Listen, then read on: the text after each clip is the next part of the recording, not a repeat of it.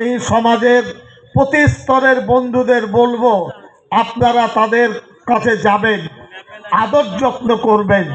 আমি নিজে হোম এবং স্পেশাল স্কুলে যাই, দেখি কোর্স ঠিক আছে কিনা, খাবার ঠিকভাবে রান্না হয়েছে কিনা।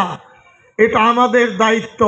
আমাদের মুখ্যমন্ত্রী মমতা ব্যানার্জি এর প্রতিও নজর দিয়েছেন। এখানে আসতে হবে, ছেলে মেয়েদের আনতে হবে।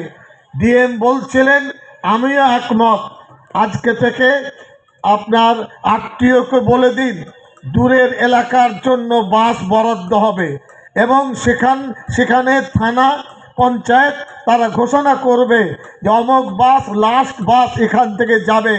দরকার হলে জেলায় যে কেবল আছে বা আপনার ওই রেডিও আছে খবর সরবরাহ করার, সেখানে জানিয়ে দিন যে বইমেলা